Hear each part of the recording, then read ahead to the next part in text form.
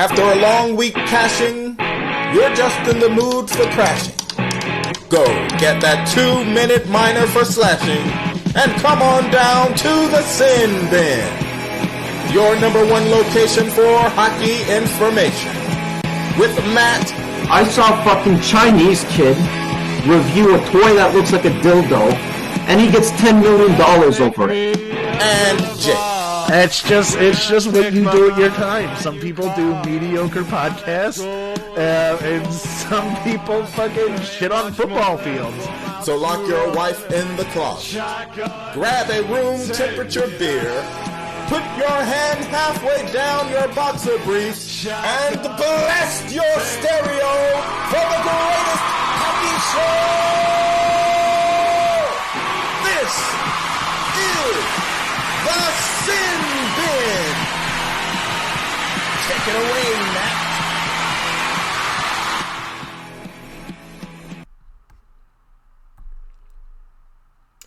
Good evening, ladies and gentlemen. My name is Matt. This is the Sin Bin Hockey Podcast. We are October 20th, 2019, and we got a pretty packed show. This is our return, and I can't wait to talk with my buddy Jake Link. We're going to get into all of the hockey news. We're going to start off with Nico Hischier, his big contract. We're going to talk about a few more signings, a few injuries, a few rookies getting their first goal.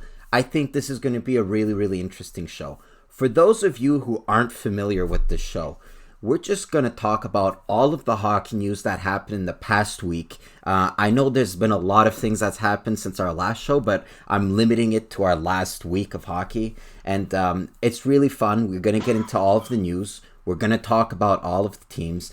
Normally, we would be taking the live questions. We would be interacting with the fans. Given that it's impossible for me right now to do the show lives, given my poor Wi-Fi, for now the show is going to be off air. I'm going to be posting this the next day, but moving on forward, you're going to see a much more live shows. Now, as I said before, I'm here with my buddy Jake Link. How are you, Jake? I'm pretty good. It's been a long time. I was beginning to think you got taken by Israeli policemen or Israeli army. Yeah. You know? Yeah, so what Jake's referring to there, in case you guys might not know, the reason why I haven't been posting videos with regularity is that I've actually been on a cruise ship taking me all the way to Israel, and I visited Israel a lot, but given like the time differences and the fact that I was just on vacation, it was pretty hard for me to post videos and have the live show, but we're back. Hey, it's episode 8, and I'm well, I'm relaxed. I didn't get kidnapped by Israeli Jews or whatever you said it was. Yeah. And Israeli Jews. Yeah. Yeah. How was Jew World? Yeah, Jew World. It was pretty much like Disneyland, but replace Mickey Mouse and Pluto with a bunch of Jews. I mean, it was great. Do you go there with like to go see all the religious? Yeah. You know, like the this is where Jesus was, tied his shoes and stuff like that. You know. Yeah. Jesus is third grade picture. Third grade picture. Yeah. Yeah, like I'm pretty religious. I'm pretty Christian, and just seeing the sites where, for example, Jesus was crucified or Jesus prayed, or just stuff like that. That for me was the highlight of my trip, and I joked about it, but the people there were so freaking friendly. The Israelis, the Jews, the Muslims there were just really, really friendly people. Actually, before we get into the hockey, you want to hear an interesting story of what happened? Yeah, so, sure. Where me, my dad, 2 other people, we hired this Jewish tour guide. And it's important here that I mention that he's Jewish because I'm about to tell you why. So the way that it is in Israel, the conflict is so great between the Palestinians and the Israeli Jews that pretty much Israel is separated in 3 sections. The Jewish side, the Palestinian side, which is Christian and Muslim, and there's kind of this gray area in between where it's kind of mixed. So the tour guide, he doesn't want to cross into the Palestinian side because stuff might happen to him given that he's Jewish. So what we planned to do is that he was going to drive us into the gray section. We were going to switch to a Palestinian tour guide, and then we would visit the Palestinian section, and he would bring us back to the gray section. We would switch back to the Jewish tour guide, and then we would go back to Jerusalem and that area. But the story... Are they like... What is are it, they Jake? like you know, like rivaling gangs? Like Pretty much. The Jewish tour guide and the Palestinian are like, hello, David. Hello, Ahmed. Here, I got another American. Got another tourist. Are they American? No, they're Canadian. Oh, are they Muslim? I don't know what the fuck they are, but here, take them. Yeah, no, like they work for the same company, so they're pretty much friendly with each other. But the interesting part of the story, and it's pretty much already an interesting story, but the real interesting part is that, as you can guess, the border between the Palestinian side and the Israeli side, or the rest of Israel, it's pretty much well guarded. There's just like soldiers everywhere, and they have guns, and they want to make sure that no Israeli or no Jew, I should say, is going to cross into the Palestinian side. They're going to check your face. They're going to check your passport, because Jews, what if like, they have a ruler checking noses and stuff like that? Like I never understood that. It's like, oh yeah, what's your last name? Smith? No, it's not. It's Goldsmith. Get him. Something like that. Yeah. No, it's very heavily guarded, because legally they're not allowed to allow Jews into the Palestinian section. So our taxi's getting through, we get stopped, and the soldier's looking at me in the face, and I'm like, oh my God, we're gonna get killed here.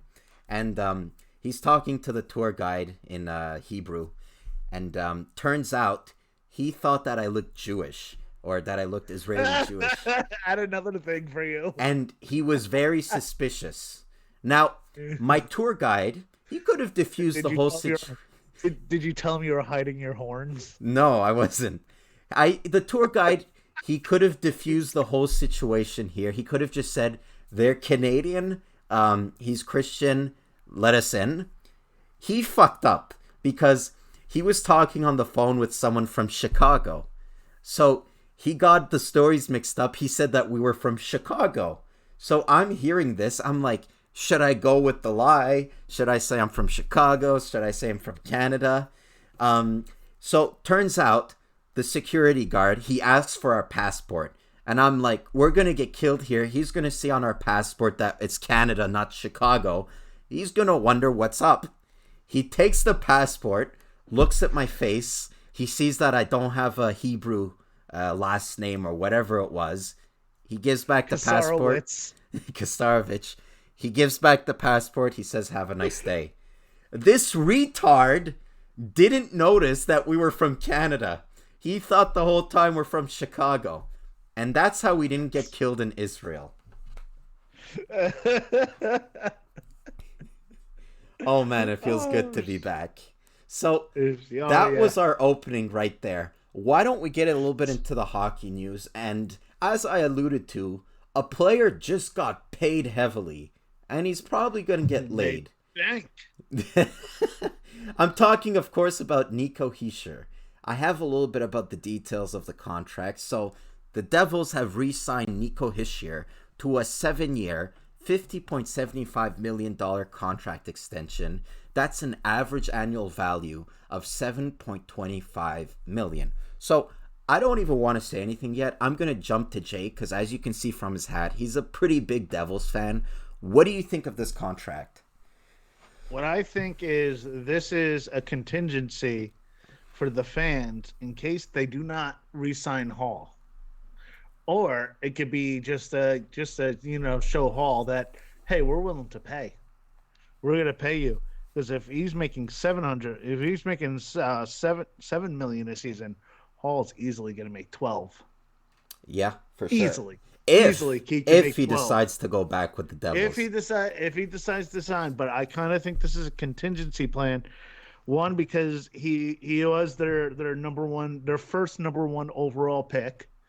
He's not a bad player, but he's not like, like set the world on fire. Like he's a good setup man. He's a hard working player. Like even when he's not scoring goals, he's back checking, and he's kind of like a jack of all trades. And but I hope it's worth it. Right now he's hurt. He's day to day. I don't know when he's going to be coming back because the NHL is very skeptical on injuries, so Yeah. it makes it very hard as a fantasy owner Yeah. to get some of these players and stuff. Yeah, speaking of fantasy, I have the Oilers Winnipeg game right next to me right now. I really need fantasy points, and Draisaitl hasn't done anything so far this night. But back to I think Hischier. your dad's gonna beat me. Yeah, my By the dad did way. beat you. Back Oh, to he did. Hischier. Yeah. I think that unfortunately he still might develop into a really decent player. I don't Yeah. think he was totally worth that first overall pedigree from the 2017 draft. If you look back at that draft, it's You actually think Nolan Patrick should have went? no. Well, I know Matt Barzal. He won the Rookie of the Year, and the guy's a freaking but he's he's not a from that draft though. He's not from that draft he class. Barzal isn't. No, he's from 2015, I believe, if memory serves me right. You can fact check that, but if you look back, because that was the 2017 draft, he sure went first. Patrick went second. Right off the bat, those two players were rushed into the NHL, and I don't think that was maybe the greatest decision. I know it's kind of weird sending a first overall pick back to juniors, but I thought given how weak that 2017 draft was thought out to be, that couldn't have been the worst of decisions. Now, if you look further in that draft, Heiskanen went third. Who went fourth? Makar went fourth, Makar. and then Pedersen. Um, yeah, Pedersen. So Uh, arguably the 3, 4, and 5 were stronger than the 1 and 2. Who knows? They're still very young. They might develop. We're talking about what, they're 20 years old right now. They still might develop into something good. When it comes to Hischier, this contract extension, it kind of reminds me of the one that Nugent Hopkins signed. Because, well, they're 2 first overall picks and maybe like top 6 forward. I will say they're top 6 forward. But when Nugent Hopkins signed that contract, the GM at the time, Tom Rennie, Craig McTavish, I believe, who's not really that good a GM, but he signed Nugent Hopkins to a $6 million contract, and everyone was saying, guys, why are you doing that? He's not a proven player. He hasn't gotten a whole lot of points. And I remember Craig McTavish saying, I'm doing this for the future. In the future, this is going to look like a bargain. And I think that Hischier at $7 million, if he continues developing properly, I think that in the future, this might look like a good contract at $7 million in a league where we see players signing crazy $10 million contracts. I think that this is not a bargain yet, but it's going to be a bargain moving forward. Yeah, I think this is just trying to keep your talent and hoping that everything pays off with just keeping your talent. Because in the past, under the Lou Lamoriello regime, Lou Lamoriello let all high-priced talent go. Yep. He didn't care. He didn't pay him. The Zach Parise. Yep. After a 30-goal year, they didn't want to pay him. He wanted to go home. David Clarkson, they didn't want to pay him. He wanted to go home. Yep. Just like that, and yeah, and it's just. Did you see the rumors? They're saying that Edmonton is really interested in Tyler Hall, and he might get traded back to the Oilers. I mean, that would be the story of the century right there. I mean, if they manage to get hold on, imagine this: Taylor Hall. They don't trade him at the deadline. He ends up finishing the season with the Devils, and then re-signs with Edmonton. I mean, that goes from being the stupidest trade of all time to the greatest trade of all time, because they traded Hall for Larson, and then they got Hall back. So they ended up getting a free Larson. They'll have Larson, and then Yeah. I mean, it probably won't happen. That's like one shot in a million. No. Yeah. You got to imagine. They're not gonna. They can't. I don't think they'll be able to afford haul. They have a lot of first round talent on that team Yeah. that And they're gonna have to pay. even if he was a free agent, you gotta imagine there's a little bit of sour grapes there. I don't think it finished like super cleanly in in No, Edmonton. no, no, Yeah. no. All right. Yeah, So I heard an interesting trade rumor.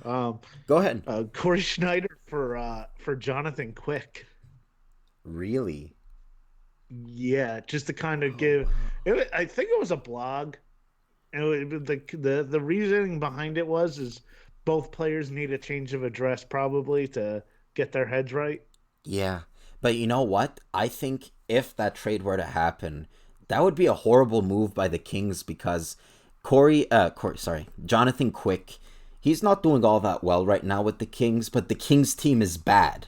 So it's kind of normal. Yeah, I think that the Devil teams is actually pretty good. I know the record, and I'm sure we're going to get into that a bit later, but I know their record doesn't show that they're a good team. What, they're 2-6 right now? But if you look at their team, they have decent players, and I think that Corey Schneider, he's on a much better team, yet he's playing worse than Jonathan Quick.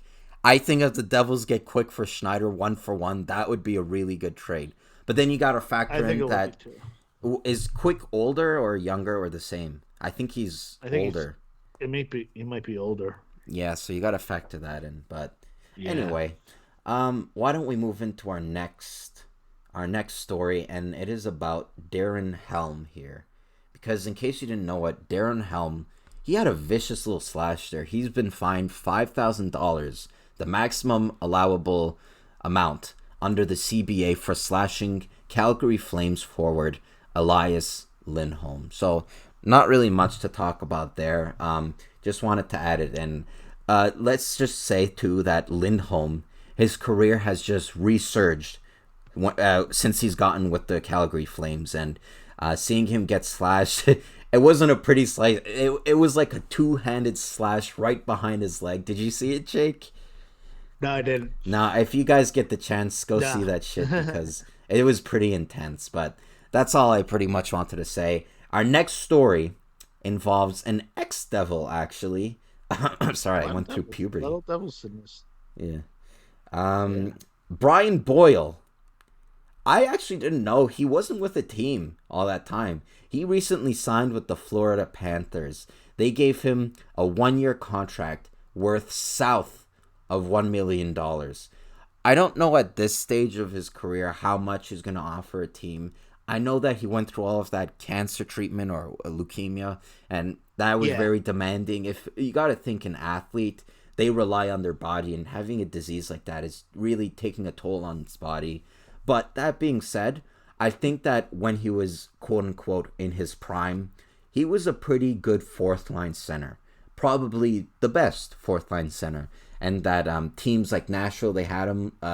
They had him last year with their short playoff run, but I think he played decent. I think that he's gonna add a lot of depth to that Florida Panthers team. He is a monster of a human being. He is just so freaking Oh yeah, big. and he's big. Yeah. He's like, you know, this is a guy that could make his career on the fourth line and be okay just because of how big his body is, and you know it's called the checking line for a reason. He puts the puck in the net.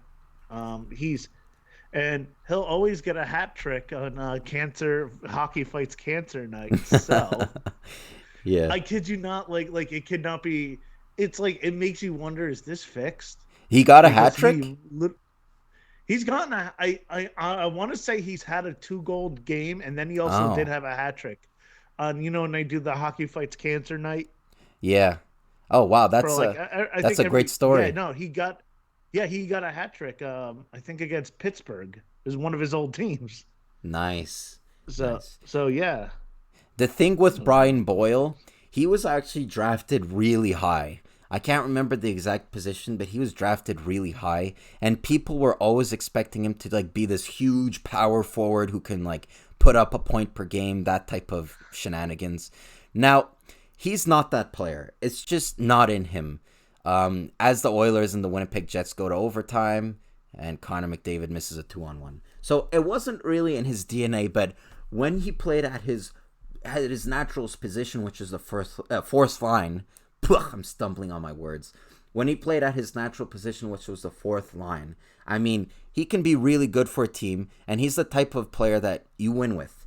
I think that we extended this topic ad nauseum, and this isn't on purpose whatsoever, but our next story also involves a Devils player. Jesus, we are not a Devils podcast, but it's just the I'm luck a Devils of the draw. fan, but this is not a Devils podcast. But we even said Yeah. talking about this team a lot. Give her hell or high water. Whether they're going to be, Oh, yeah. They're an 0-82 interesting team. or 82-0. Yeah. Then we're going to be talking about them just because of everything that had happened Oh, yeah. over the summer. Yeah, they're an interesting team for sure. And our next story involves one Jack Hughes, because he was the first overall pick, yet another first overall pick on the Devils. And his debut wasn't all sunshines and rainbows. He actually had a lot of struggles early on. I actually had to drop him from my fantasy team. Well, he finally got his first goal in a 1-0 victory against the Vancouver Canucks. And I just wanted to let's take this opportunity, because his start to the season probably wasn't as expected. Same goes as the Devils in general. Their start to the season wasn't as expected. Jake, as a Devils fan, what do you think of their lackluster start of the season? Because not only were they losing games, they were losing them in horrible fashion. So what do you think about that? Okay. When you were asking me about how I felt, Yeah. I want to say Wednesday it was, and I told you through the message. I try not to get pissed at sports, but this was upsetting and pissing me off that this team with all of this talent on paper was just blowing 4-goal leads. 2 4-goal leads they blew, and then also 2 shutouts. So that they got shut out twice, 3-0. They blew 2 4-goal leads. It is looking like Corey Schneider, hasn't found himself again. Mackenzie Blackwood looked like he was lost, and Nico Hischier goes down. Andy Green goes down, but who cares? Why is he Jack the Hughes, captain? You know what? He was like he was like Mr. Johnny on the spot kind of. Oh, Like okay. he's always been like toward the end of his career, toward like the beginning of his career, he was like making big plays, and Right. he was kind of there the longest. But honestly, Jack Hughes struggling. Hey, listen, Steven Stamkos didn't score until his 8th game, so. That's right. I mean, he got a point against the Rangers, and he got his goal. So every time that he has scored, they have won a game. Yeah. So with that being said, I mean, he got the monkey off his back. He got that first one. That's So a weird maybe expression. they're gonna the monkey off the back. Yeah. Where does that come from? You've never heard that? No, Have I've you heard never it. that It's before? I've heard it. It's just a weird expression. It really is. It just means like, I guess, like, hey, I don't have this weighing on me anymore, because Yeah. having a monkey on your back would be kind of uncomfortable, especially if the monkey's a dick. Yeah. Like a monkey's like, hey, I'm being a monkey, I'm jerking off on you. It's just like, knock it off, monkey. I'm trying to play hockey. No. And then he scores the goal, and the monkey's like, I'm out of here. There was that one play too. Was it against the Winnipeg Jets where he kind of shot it and it went on the red line and he saved his own shot? Yeah. You know what I'm talking? He had an open net. Had he not touched the puck, it would have went in. But he saved his own shot. He hit it twice. And I was just like, oh my God. And you could see the frustration, him slamming his stick on the ice. But You know what? The goal he scored, it's funny, it was against his brother's team. that's And, right. Yeah. So, yeah, his parents were in the stands. And I don't know if you saw the shirts, the Yeah. The double shirts. the shirt, the Yeah. Devils and Vancouver shirt. But I was really gonna go off on them, but they played a good game against the Rangers and they won. They won 1-0. Which I know you think, oh, where's all the goals? Where's all the goals? You know, It was what? an entertaining game. Goaltending and defense has been a problem, and now for that team, for our team, for Yeah. the past season and a half. So just getting a win and a 1-0 win is actually, I'd rather have a 1-0 win than a 5-4 win, where we have to come back. So that was actually may have been a statement. It may have, and if you're gonna give up points, it's good to give them up now. Yeah. They're not even 10 games in. I looked at the standings. They're like what, 5 points out. It's they're 2-4-2, which it sounds a lot better than 2-6.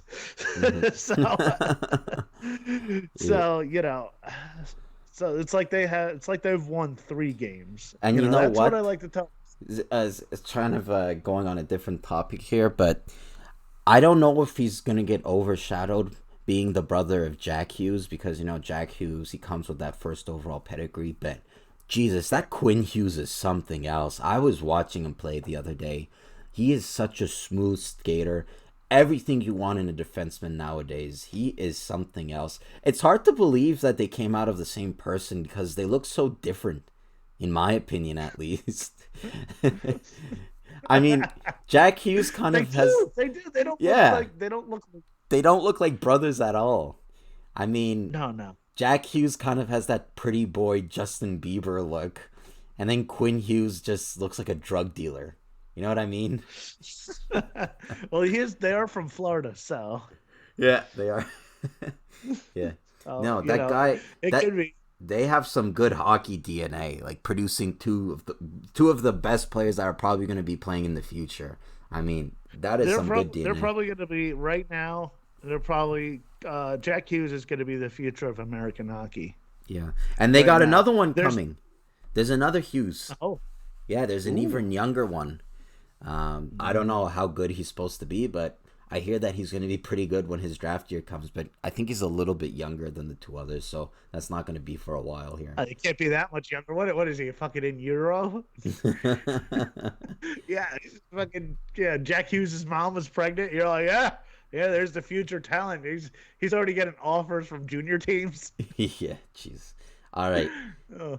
Okay, let's move on to our next story. And I promise it does not involve the New Jersey Devils. I am sick and tired of the New Jersey Devils. It doesn't involve an NHL team at all. There was this game that happened in the Q. That's short for the Quebec Major Junior Hockey League. And there was this vicious boarding play. And it was kind of interesting because they ended up suspending, his name is Payton Holt, from the Val d'Or Foreurs. They suspended him for 7 games for quote-unquote assault. The statement reads, Val d'Or player Payton Holt was on the forecheck and he had not traveled a great distance without even worrying about the puck. Since he was not able to play this one with his stick, he seemed to have only one intention on the play, that of hitting his opponent violently. He ended up only giving a 7-game suspension, which is, in my opinion, a little bit low. But if you guys get the chance to see it, I don't know if you saw the play, Jake, but if you guys get the chance to see it, I will take a look at it. Watch it, and then take that as something not to do, because that was such a vicious play, and a player, the guy who got hit, that could end his career. He goes face first in the boards. That could potentially end your career. So look at it, Payton Holt, Val d'Or Foreurs. Look at it. That is something not to do. Anything else, Jake? No. I'm gonna look it up right now. Okay. Where's there Joe Hall? I don't care about Joe Hall's fucking protein powder. Well, in the meantime, we're gonna move on to another story, and actually, it's another suspension. This guy Zikov, he plays for the Vegas Golden Knights. He's also gonna get a little suspension here. Actually, it's kind of a big suspension. It's 20 games as the Winnipeg Jets just win in a shootout. Valentin Zykov has been suspended 20 games for violating the terms of the NHLPA Performance Enhancing Substance Program. Zykov said he did not know he was tested positive. Bullshit. So this kind of, and I don't know if we got to talk about it, but we can also talk about this a little bit. This is a little bit reminiscent of the what's his name, Kuznetsov incident, where Kuznetsov, a video circulated during the off season, or it was him with a pile of cocaine, and we made a video about it, and actually numerous videos about it. You can search it on the channel.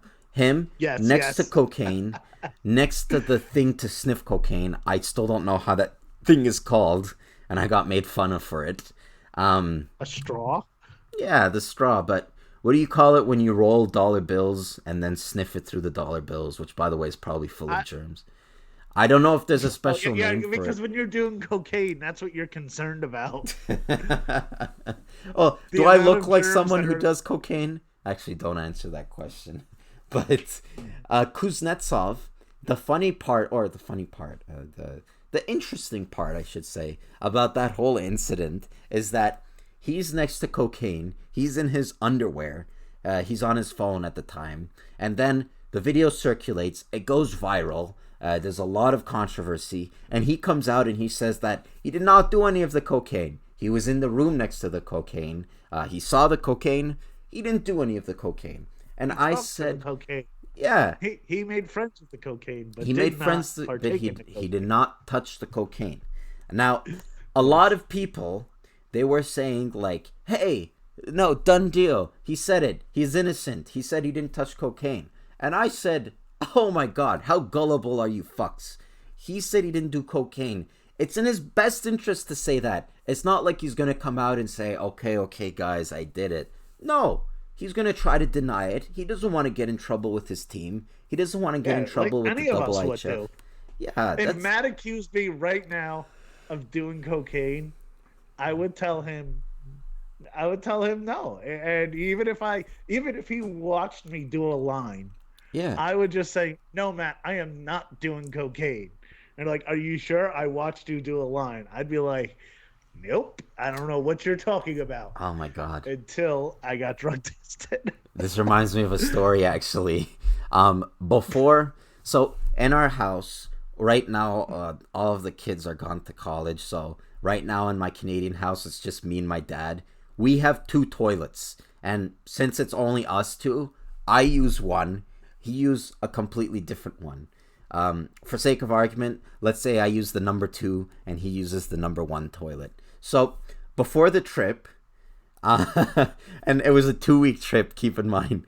Before the trip, I go to the toilet, which is my toilet, the number 2 toilet. I take a number 2. I took a shit. And it was a really big shit, too. Yeah, I was about to say, by the way, Matt has like some digestive problems that he needs to address. Yeah. How many times I've talked to him and he's sending me voicemails out here. Blah, blah, blah, blah, blah. So I took a shit, Jake. And Jake Link, believe me, it was a Godzilla of a shit. And I don't know what got into me. I don't know if it's because I had to shower after. I forgot to fucking flush. I do that. Oh, no.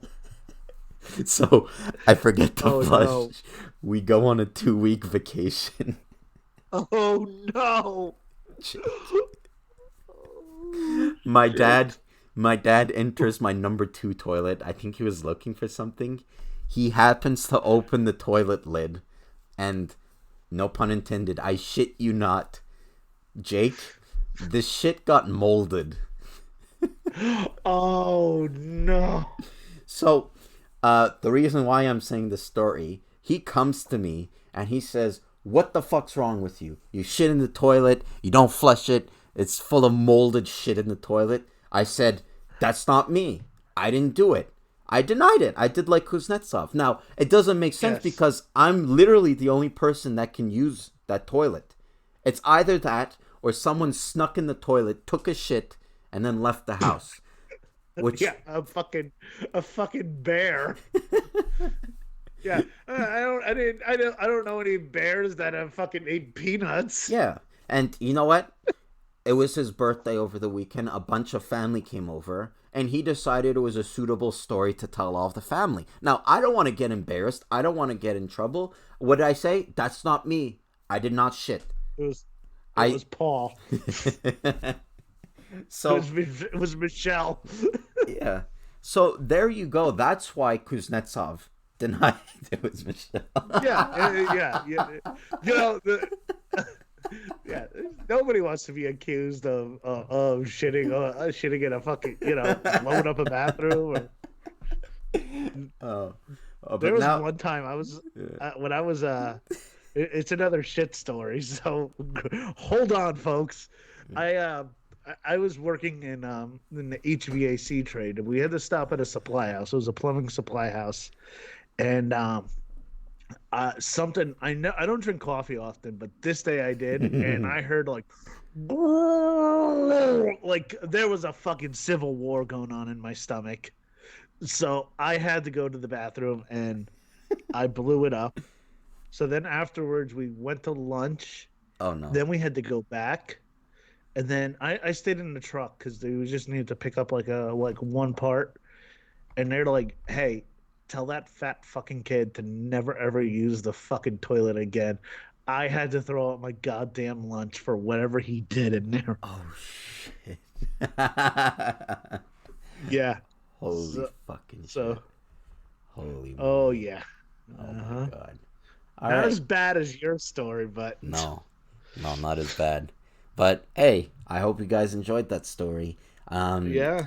Well, let's move on here, and we're gonna talk a little bit about the Maple Leafs here because their captain, John Tavares, he actually got injured with a finger injury. He's expected to miss. Let's see. He's expected to miss a minimum of 2 weeks with a broken finger. Obviously, with those slick hands, he's gonna need his finger. This is without a doubt a big blow for the Toronto Maple Leafs. A big blow, but It's a big blow for my fantasy team. a big blow for your fantasy team. But if they could get it together and win a few games without John Tavares, I mean, they can show that they're a pretty decent team here and that they're not incumbent on one player, which I don't think they're incumbent on John Tavares, but it's a good start already. They won against the Boston Bruins. I'm excited to hear your opinion because while we're on this subject, what did you think about the selection of John Tavares as the captain for the Toronto Maple Leafs? I kind of see when I think the Toronto Maple Leafs, and I think a captain, and I know he's young and he shouldn't even sniff a C right now. But I think That sounded Austin sexual. Matthews. Yeah, sniff a C. Yeah, You think Austin Matthews should have gotten it? I think I see. They could have. Because I kinda remember, get it. there was I get it. there was that whole underwear phenomenon that happened. Then that was right before they were expected to select the captain. So he basically shot himself in the foot here. They didn't have a choice. How are you going to give the captaincy to someone who basically showed his underwear and traumatized some lady? I mean, See, I mean, John Tavares, he's a upstanding. What he did to the Islanders fans is, it's not cool. But hey, but he has, he's definitely a top 20 player in the league. yeah. He's he's a hometown guy. So I mean that makes sense. But I just think I just feel like it's an Austin Matthews team, Really? and Tavares is just because of who he the money he got, just because he came up he was their pick. I just think right now, I know the whole underwear thing, that's not it's not cool, and I don't know. Here's the thing. That's just how I feel.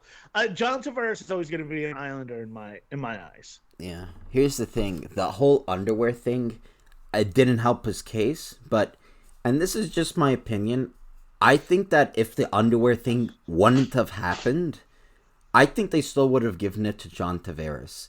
They probably would have, yeah. Yeah, because there's two reasons, really. The first one is age.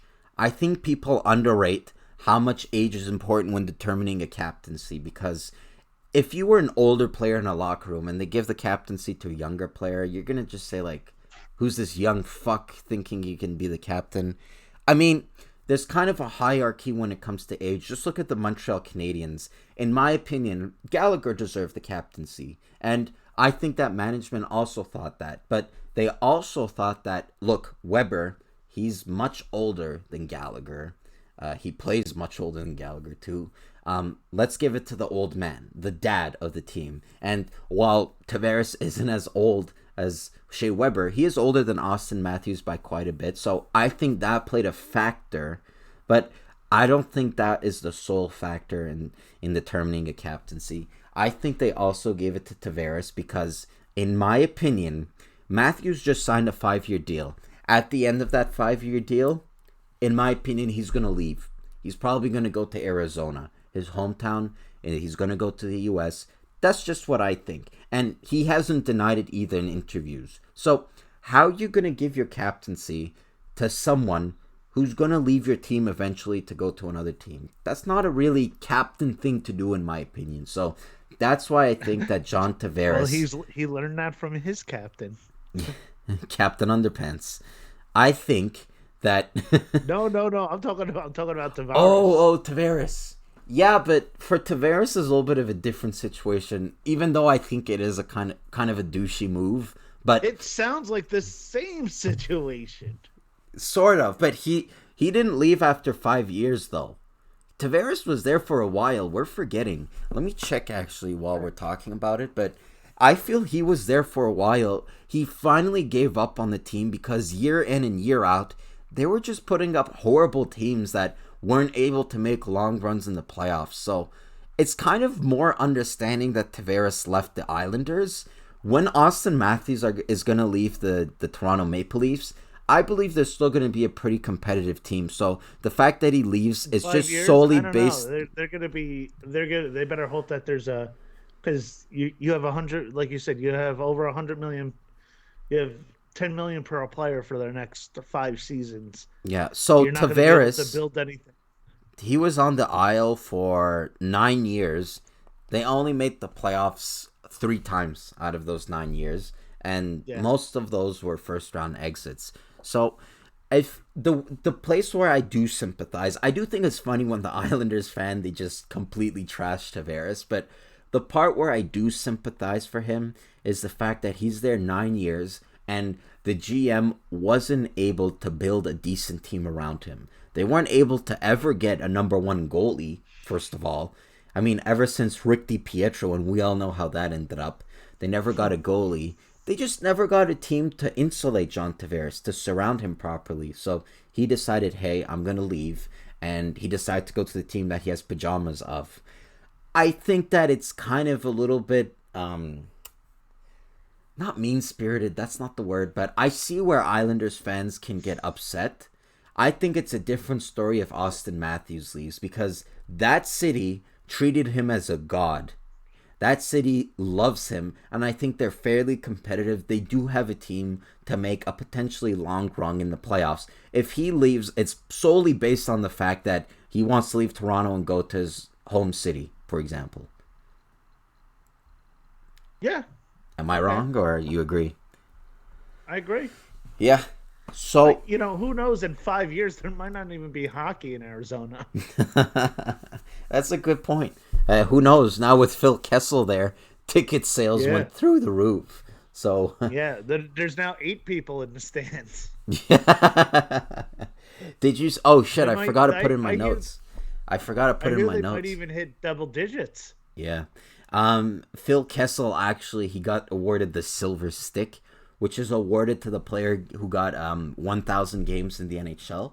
So I thought, like, usually the players are around 35 or something like that when they get it. Phil Kessel's only 32.